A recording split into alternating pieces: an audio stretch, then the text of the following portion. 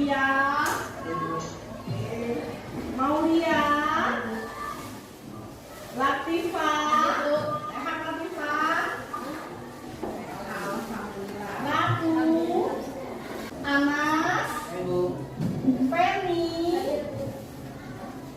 Laila, Salsabila, Naisha, Mahesa, Salina, Siva, Kaila, mana Kaila? Ini Kaila, Farel, ya, Imelda, Citra, Salwa,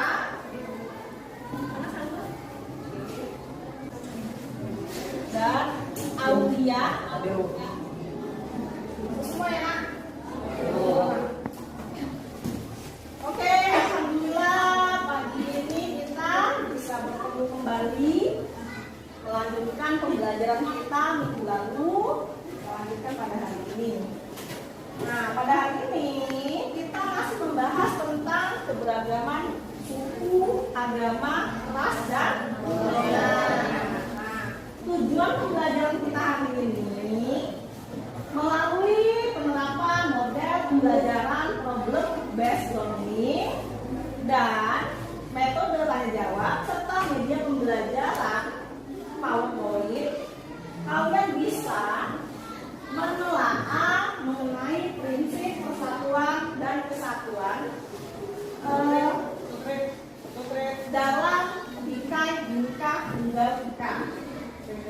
Yang selanjutnya, tujuan pembelajaran yang kita ingin capai adalah melalui penerapan model pembelajaran problem based learning dan metode diskusi dan tanya jawab serta media pembelajaran PPT atau PowerPoint, kalian bisa menganalisis permasalahan-permasalahan yang berkaitan dengan suku, agama, ras, dan golongan dalam bingkai Bhinneka Tunggal Ika. Oke, sampai di sini ada yang mau ditanyakan terlebih dahulu? Apa yang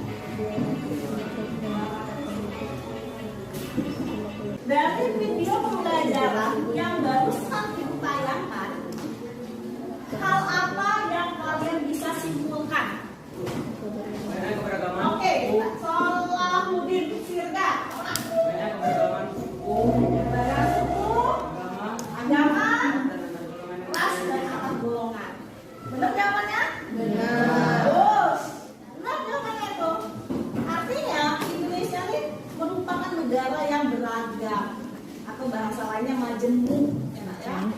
Nah, maka dari itu, karena Indonesia merupakan negara yang beragam suku, agama, ras, dan golongannya, agar keberagaman itu bisa menjadi aset dan bisa menjadi alat pemersatu bangsa, maka diperlukanlah yang namanya prinsip. Apa saja itu prinsipnya? Prinsip kebebasan yang bertanggung jawab, prinsip Bagus, ya, berarti di rumah dipelajari, ya kan? Nah, berikutnya ini yang kami baca tadi. Prinsip berikut merupakan satu prinsip Bhinneka Tunggal Ika. Artinya kita harus memahami benar bahwa negara kita ini beragam. Jadi keberagaman dan perbedaan itu bukan dijadikan alat untuk pemecah, melainkan pemersatu. Ya, harus pahami itu. Selanjutnya ada prinsip nasionalisme Indonesia. Nasionalisme itu apa nak? Apa sih? Good tuh. Ya, cinta tanah air. Nah, artinya keberagaman itu merupakan kebanggaan kita untuk mencintai Indonesia. Ya, dari sekian banyak negara di dunia ini, Indonesia itu merupakan negara yang unik. Karena sukunya banyak, ada banyak ras dan juga banyak golongannya juga macam-macam. Oke ya, nah. Selanjutnya ada prinsip kebebasan yang bertanggung jawab. Ini maksudnya apa, Bu? Kebebasan yang bertanggung jawab maksudnya apa? Dia bebas tapi harus bertanggung jawab. Artinya kita mempunyai kebebasan, tapi kebebasan kita itu tidak boleh sebebas-bebasnya. Ya. Selanjutnya ada prinsip wawasan Nusantara. Wawasan Nusantara itu apa? Pandai Imelda? Nah, kata Imelda, cara pandang Indonesia tentang dirinya dan lingkungannya. Bagus itu jawaban Imelda. Itu ya. Jadi persatuan dalam keberagaman suku, agama, ras, dan antar golongan dalam Bhinneka Tunggal Ika itu mempunyai 4 prinsip. Pertama, prinsip Bhinneka Tunggal Ika. Kedua, prinsip nasionalisme Indonesia. Ketiga, prinsip kebebasan yang bertanggung jawab. Dan terakhir adalah prinsip wawasan. Oke, sampai di sini ada yang mau ditanyakan? Di awal tadi dikatakan bahwa Indonesia itu sukunya ada banyak, agamanya ada banyak. Ada yang mau tanyain dulu? Sebelum itu lanjut. Ternyata keberagaman Indonesia itu bisa ada hal yang positif, ada hal yang negatif. Hal yang positifnya apa? Menjadi identitas bangsa Indonesia yang membedakan bangsa Indonesia dengan bangsa yang lain. Kemudian lagi ada hal yang negatif. Negatifnya apa? Apa? Adanya konflik. Contoh keberagaman suku. Ini juga rawan konflik. Keberagaman agama. Selanjutnya lagi keberagaman ras. Enak. Sebelumnya di kelas ini, ini saja ya nih. Kita ini berasal dari suku yang berbeda-beda kan? Ada yang dari Jawa, ada yang asli Lubuk Linggau. Dalam kelas ini saja, nak, kalian sudah terdiri dari beberapa suku, ya, agamanya kelas Islam dalam kelas ini. Tapi kalau dalam lingkup sekolah macam-macam ya, agamanya ada yang Hindu, kayak Komang, ada yang Nasrani seperti Angel dan teman-temannya. Beragaman ras ini apa, nak? Apa, Nas? Oke, ciri visi yang berbeda-beda. Oke, benar nggak jawabannya? Oh, bagus tuh. Ya, jadi ras merupakan ciri fisik yang berbeda.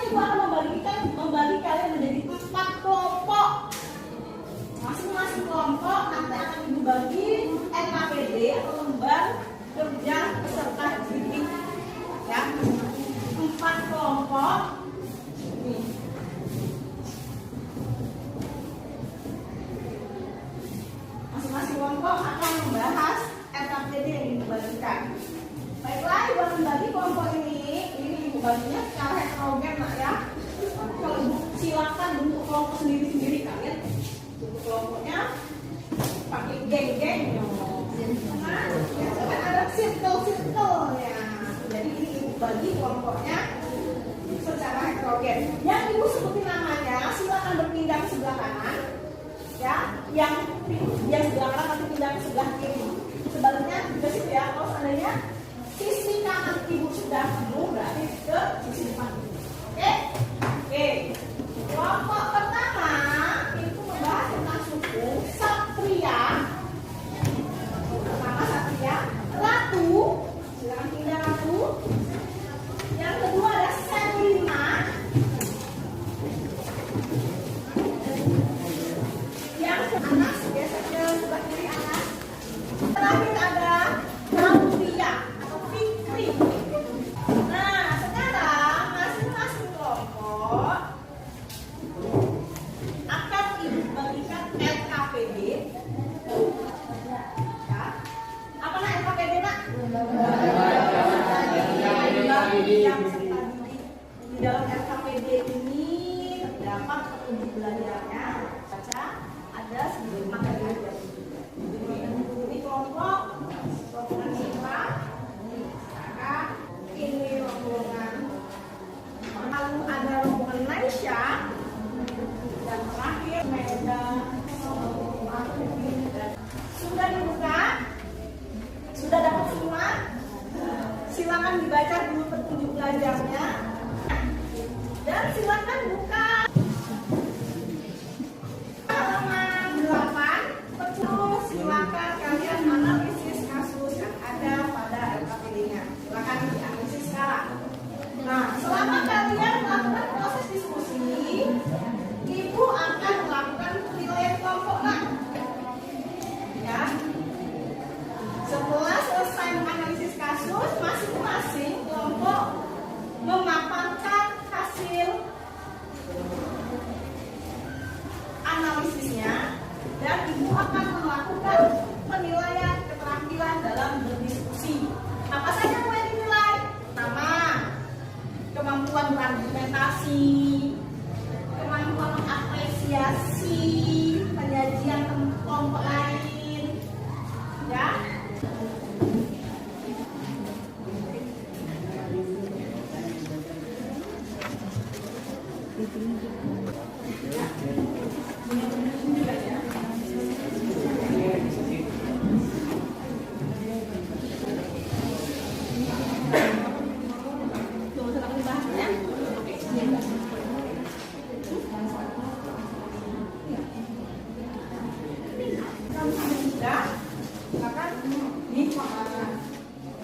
Kan hasil kerja analisis kelompoknya sambil ibu melakukan penilaian ya. Sekali lagi, selama kalian berdiskusi ibu akan melakukan penilaian keterampilan.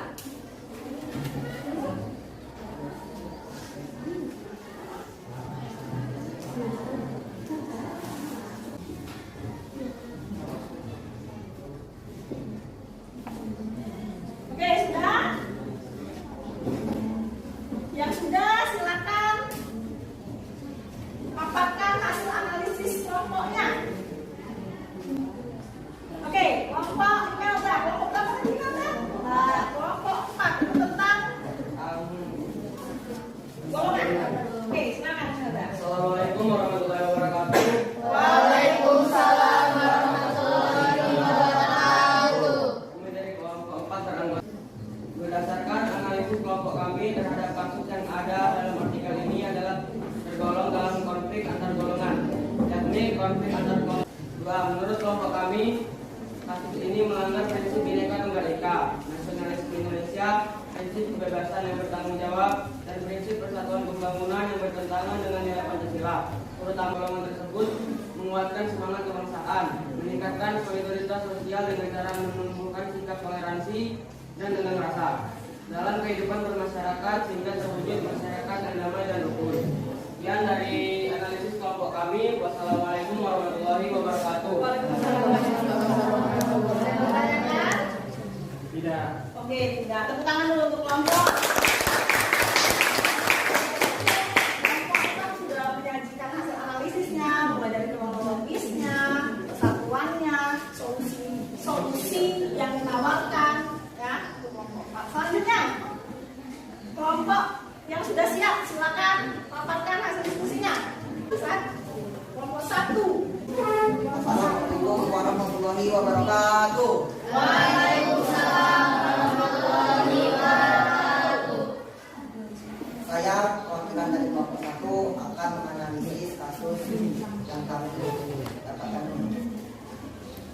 konflik terjadi antara suku Dayak asli dan warga migran Madura dari Pulau Madura. Konflik ini dilatar belakangi munculnya gesekan antara dua etnis ini semenjak pemerintah membuka program transmigrasi telah memungkinkan warga Madura memperoleh kontrol terhadap banyak industri komersial di provinsi tersebut. Seperti hal tersebut menimbulkan permasalahan ekonomi yang kemudian berjalan menjadi kerusuhan antar keduanya. Konflik tersebut pecah pada 18 Februari 2001. Berdasarkan kasus tersebut, analisalah faktor penyebab terjadinya konflik antar suku tersebut. Dan jika dikaitkan dengan prinsip persatuan apa yang dilanggar, solusi apa yang harus diterapkan guna menyelesaikan kasus tersebut, serta tindakan apa yang harus dilakukan untuk mencegah timbulnya konflik antar suku. Jawaban 1. Konflik ini dilatar belakangi munculnya gesekan antara dua etnis ini semenjak pemerintah membuka program transmigrasi. Banyaknya orang Madura yang berdatangan membawa dampak yang tidak bagus bagi warga asli. Suku Dayak mulai merasa tidak puas dengan persaingan yang terus datang dari suku Madura, terutama persaingan ekonomi, sehingga timbul kesenjangan dan gesekan sosial yang menyebabkan konflik antar suku. 2. Pertikaian antar suku Madura dan suku Dayak tersebut melanggar prinsip Bhinneka Tunggal Ika dan bertentangan dengan nilai Pancasila, sila yang terutama sila ketiga Persatuan Indonesia. 3. Solusi untuk mengatasi konflik antar suku tersebut adalah melakukan mediasi, dan ini adalah penyelesaian konflik dengan menggunakan pihak ketiga yang netral dan berfungsi sebagai penasihat, misalnya melibatkan pemerintah dan tokoh agama agar meredam konflik. 4. Tindakan yang dilakukan untuk mencegah timbulnya konflik antar suku adalah menumbuhkan sikap toleransi, meningkatkan solidaritas antar suku, saling tolong-menolong, menumbuhkan dan membiasakan sikap penggagasan. Begitu saja yang bisa saya sampaikan. Apakah ada pertanyaan dari kelompok lainnya? Oke, silakan, Mas. Assalamualaikum warahmatullahi wabarakatuh. Waalaikumsalam warahmatullahi wabarakatuh. Saya Nasrul Fahmi, perwakilan dari kelompok 4 ingin bertanya, apa penyebab dari konflik itu? Sekian pertanyaan dari saya akhiri. Wassalamualaikum warahmatullahi wabarakatuh. Oke, silakan, Nak. Saya Sabrina Eliani akan menjawab. Konflik antar suku terjadi karena pertentangan antar suku yang satu dengan suku yang lain. Pemahaman yang keliru terhadap perbedaan ini dapat menimbulkan masalah. Karena ada pemahaman yang berbeda. Oke, benar jawabannya? Benar. Mas, pada kelompok 4. Oke. Tepuk tangan dulu untuk kelompok 1. Terima kasih jawabannya. Ada jawaban dari kelompok 1. Kita lanjut kepada kelompok. Siapa yang sudah siap? Assalamualaikum warahmatullahi wabarakatuh. Waalaikumsalam warahmatullahi wabarakatuh. Saya Muhammad Aulia Kudiansyah mewakili kelompok 4, kelompok 3 untuk mempresentasikan hasil analisis kelompok kami. Berdasarkan analisis kelompok kami terhadap kasus yang ada dalam artikel ini adalah tergolong dalam konflik sosial antar golongan atau etnis, yakni etnis Cina dan warga lokal. Latar belakang konflik etnis ini, kerusuhan Mei 1998 diawali oleh krisis finansial Asia dan dipicu oleh tragedi Trisakti, di mana 4 mahasiswa terbunuh dalam demonstrasi 12 Mei 1998. Banyak toko dan perusahaan yang hancur oleh amukan massa, terutama milik warga negara Indonesia keturunan Tionghoa. Konsentrasi kerusuhan terbesar terjadi di Jakarta, Medan, dan Surakarta.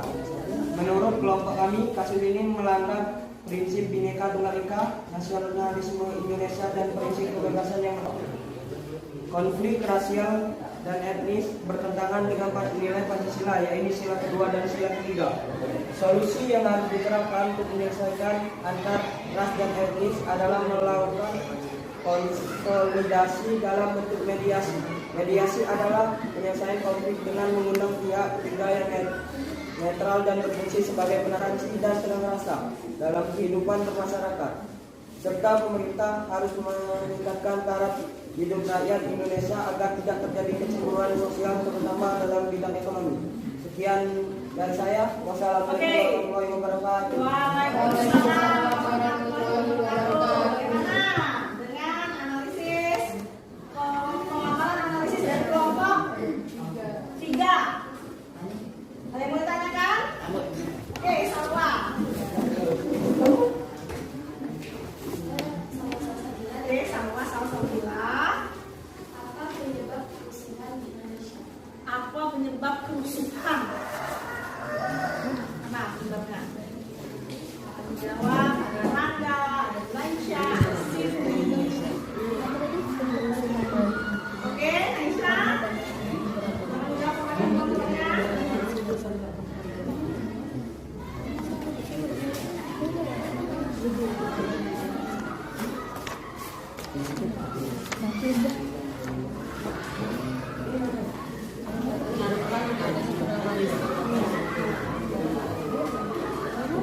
Oke, silakan kepada kelompok. Tadi tolong sama ulangi pertanyaannya. Penyebab kerusuhan. Nah, yuk silakan kelompok 3 sini. Perkenalkan, nama saya Cindy Septia dari kelompok 3 akan menjawab pertanyaan dari saya di sini. Penyebab kerusuhan di Indonesia karena tidak adanya sikap toleransi antar suku dan agama. Oke, benar jawabannya? Bisa diterima kelompok 1? Nah, yang lain bisa diterima? Oke, Aisyah, gimana? Ditanggapi.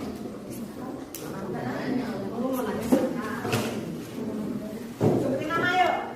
Nah, tapi sebelum nanya, bagaimana tadi jawaban yang dilontarkan oleh Cindy? Sudah benar belum? Oke, setuju? Oke, silakan dilanjutkan ke pertanyaan selanjutnya. Saya Kaila dari kelompok 4. Saya ingin bertanya, berapa banyak mahasiswa terbunuh dalam demonstrasi 12 Mei 1998? Nah, setiap konflik itu pasti akan ada korban ya nanti.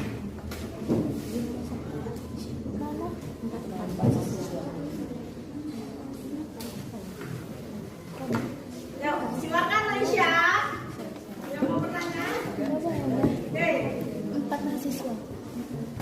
Oke, Mas Ika. Assalamualaikum warahmatullahi wabarakatuh. Waalaikumsalam. Di sini saya akan menjawab pertanyaan dari kelompok 4. Jawabannya adalah 4 mahasiswa. Ada yang mau tanyakan? Sudah? Oke. Jelas? Oke, tepuk tangan dulu untuk kelompok.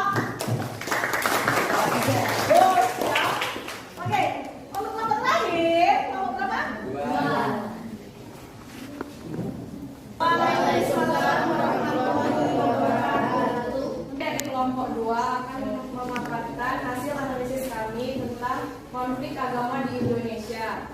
Sejumlah orang yang menamakan diri Komite Penyelamat Kearifan Lokal Kota Cilegon menolak pembangunan rumah ibadah gereja HKBP Maranatha di lingkungan Cikuasa, Kelurahan Gerang, Kecamatan Grogol, Kota Cilegon, Banten. Mereka melakukan aksi damai dengan mendatangi DPRD Cilegon dan bertemu Wali Kota Cilegon Heldi Agustian Rabu tanggal 7 bulan 9 2022. Aksi penolakan dilakukan berlandasan surat keputusan atau SK Bupati Kepala Daerah tingkat 2 Serang nomor 189 KUK SK 1975 tertanggal 20 Maret 1975 tentang penutupan gereja atau tempat jamaah bagi agama Kristen dalam daerah Kabupaten Serang sekarang Cilegon. Kemudian Wali Kota Cilegon diminta untuk segera membuat perwal atau SK guna memuatkan SK Bupati Kepala Daerah tingkat 2 Serang yang berlaku sepanjang zaman. Lebih lanjut, Wali Kota Cilegon dalam peraturan Wali Kota atau surat keputusan Wali Kota memerintahkan Kepala Kantor Pertanahan Kota Cilegon untuk mencabut dan membatalkan surat sertifikat hak guna bangunan atau SHGB. Analisis kasus penyebab yang melatar belakangi terjadinya konflik agama tersebut, dan jika dikaitkan dengan prinsip persatuan apa yang dilanggar, solusi apa yang harus diterapkan guna menyelesaikan kasus tersebut, serta tindakan apa yang harus dilakukan untuk mencegah timbulnya konflik agama tersebut. Demikian hasil analisis dari kelompok 2. Ada yang ingin bertanya? Jelas. Jelas? Oke, Citra. Terakhir ya, terakhir. Silakan kelompok 1 Citra. Dari kelompok 1 yang menanyakan apa solusi yang harus diterapkan antar agama. Oke. Apa solusi yang harus diterapkan guna menghindari konflik agama? Bagus sih pertanyaan kita ini. Karena kita ini tidak terjadi konflik antar agama ya kan? Karena berbeda keyakinan. Iya, berbeda keyakinan itu lama sekali. Mengakibatkan pakai jilbab menyinggir seorang aja Kristen. Oke, silakan Pak. Pertanyaan dari kelompok sini yang dijawab oleh kelompok Pak. Saya Dipade Juliansa akan menjawab pertanyaan dari kelompok 1.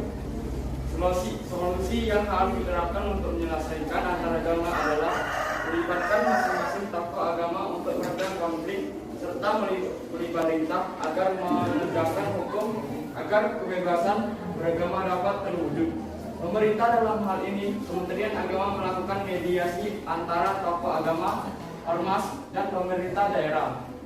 Sekian, terima kasih. Oke, mana jawabannya?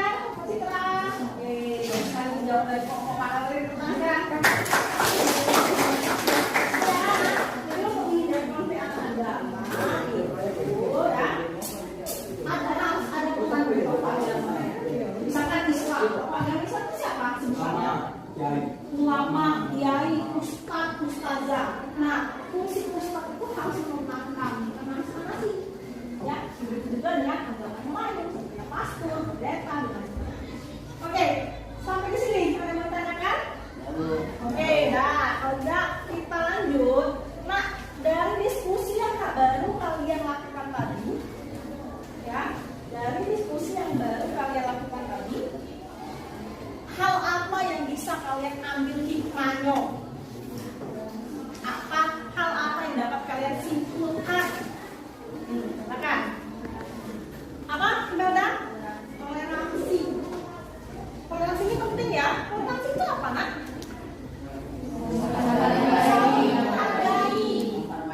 Menghormati. Ya. Nah, kita harus sadar bahwa bangsa ini bangsa yang beragam, bangsa yang majemuk, maka sikap utama yang harus kita tanamkan adalah sikap toleransi. Nah, sampai di sini pas belajar tentang keberagaman, suku, agama, ras, dan golongan. Sampai di sini, selanjutnya jangan lagi pernah menghina suku lain yang belum kita. Makanya mau jabe-jabe. Jangan ya, kalau suku, kalau agama, kalau ras, jangan. Oke? Oke, sampai di sini ya, menanyakan. Oke, Satria, jangan bertanya. Jika Indonesia adalah negara komunis, apakah masih ada keberagaman suku, agama, ras, dan antar golongan di Indonesia? Jika Indonesia sebagai negara komunis, jika ya, seandainya Indonesia menjadi negara komunis, kira-kira masih ada keberagaman suku nih? Ada. Nah, yang jawab tadi apa alasannya?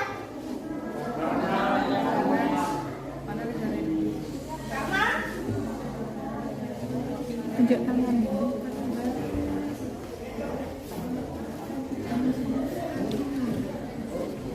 oke. Apa? Nah, kalau negara Indonesia menerapkan paham komunis masih ada nggak keberagaman suku agamanya? Kenapa? Karena tidak ada rasa persatuan. Tidak ada rasa persatuan. Lalu? Tidak ada rasa percaya kepada Tuhan. Oke, tidak ada rasa percaya kepada Tuhan. Mas. Indonesia negara komunis masih tidak ada persatuan. Apa? Sebutin, jangan malu. Berpendapat, ini adalah tempat kalian berpendapat. Jika Indonesia negara komunisme atau komunis, negara yang paham komunis, masih ada perbedaan suku agama.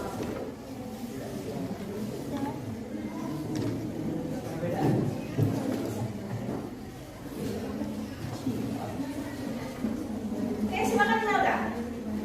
Coba baca Rem. Ayo. Oke, silakan berdiri dan pertanyaannya.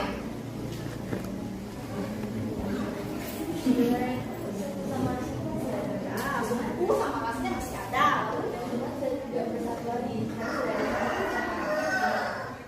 Suku sama rasnya sudah ada, benar sekali nih jawabannya, bagus nih. Nah, karena kita kembali ke definisi ras. Ras itu kan ciri fisik. Ada yang kulit hitam, ada yang kulit putih, ada yang rambut keriting, ada yang lurus, ada yang hidungnya pesek, ya kan? Nah, ras ini yang menciptakan siapa? Tuhan. Apakah bisa mengubah produk Tuhan? Tidak. Komunis kan tidak bisa merubah keberagaman suku dan agama atau ras. Ya, tapi komunisme bisa menyeragamkan pendapat. Artinya apa? Kebebasan berpendapat kita yang dibatasi. Sukunya tetap beragam, rasnya tetap beragam, cuman pendapatnya saja mungkin dibatasi. Seperti itu ya? Oke, Satria. Ada lagi? Mau tanya kan? Tidak ada lagi. Ibu, ada penilaian kognitif. Ini penilaian kognitif. Ya. Penilaian kognitif ini. Penilaian kognitifnya ini. Ada apa yang harus kalian kerjakan? Ini tolong bagiin, Nak.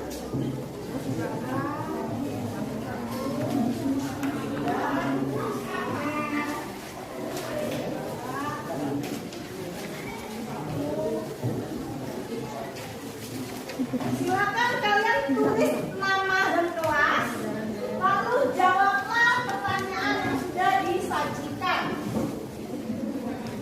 Ya.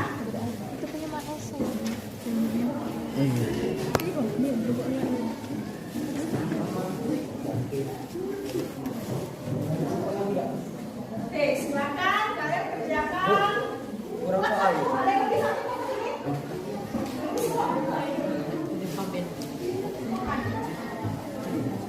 ini siapa sini? Siapa sini? Oke, silakan tulis nama dan kelas. Yang sudah silakan dikumpul. Yang sudah silakan dikumpul. Silakan tulis nama dan kelas. Yang sudah silakan dikumpul.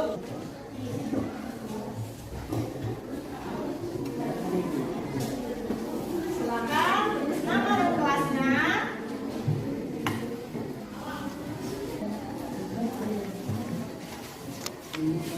Yang sudah silakan dikumpul.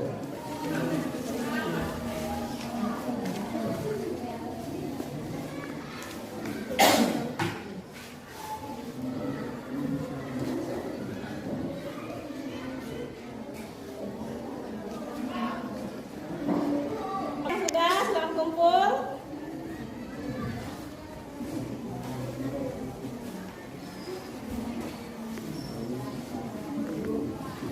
Sudah?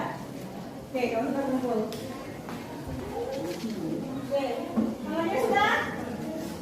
Oke, kalau sudah. Oh, enggak. Salah. Vanessa, masih intermediate. Langkah sudah? Laisha?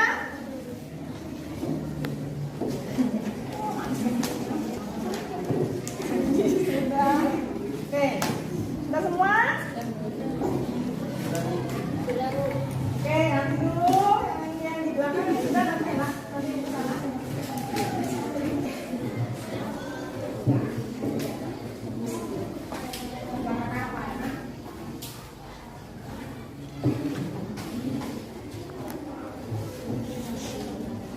Oke, Bu, pembelajaran hari ini kita selesai. Minggu depan kita akan membahas mengenai kedaulatan. Tolong dibaca bukunya halaman 150. Minggu depan kita ketemu lagi. Harapan Ibu semoga minggu depan kalian tetap sehat. Ya, masuk galau-galau atau masuk semuanya. Ya,